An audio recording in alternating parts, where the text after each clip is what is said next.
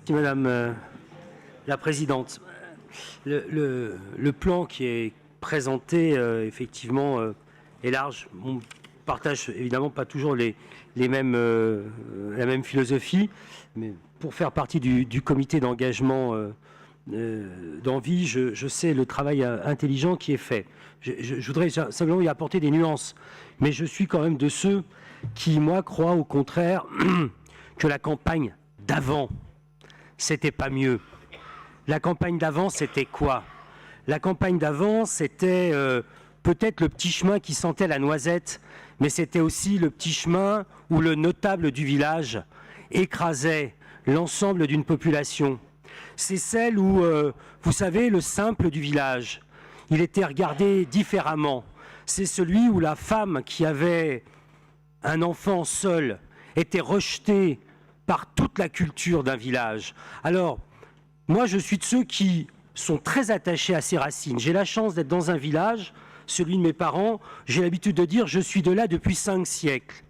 Et pourtant, ce qui m'intéresse, c'est de le voir vivre, ce village, de le voir changer, de le voir s'intégrer. Parce que le village de demain, et je pense que l'ensemble de notre groupe y est attaché, c'est un village, au contraire, intégré et non pas abandonné ou rejeté.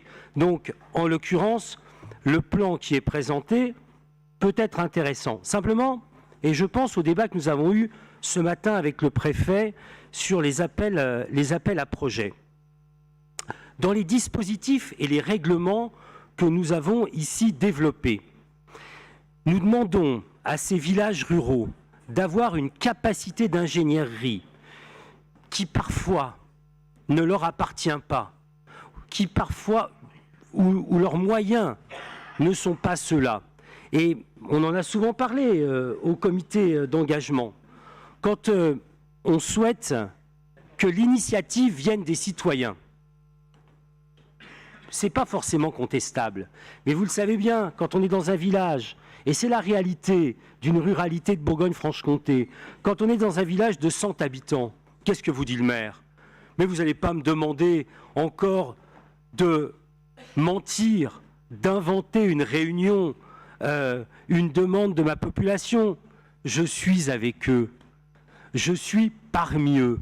Donc, quand le vice-président nous dit qu'il va étendre le dispositif à la mobilité, aux mobilités douces et aux services, est-ce que le cadre que nous avons fixé jusqu'à ce jour, et auquel je me plie dans la commission, il n'y a pas de... Mais est-ce que ce cadre va être aussi maintenu très contraignant pour les toutes petites communes pour imaginer des projets innovants? Voilà.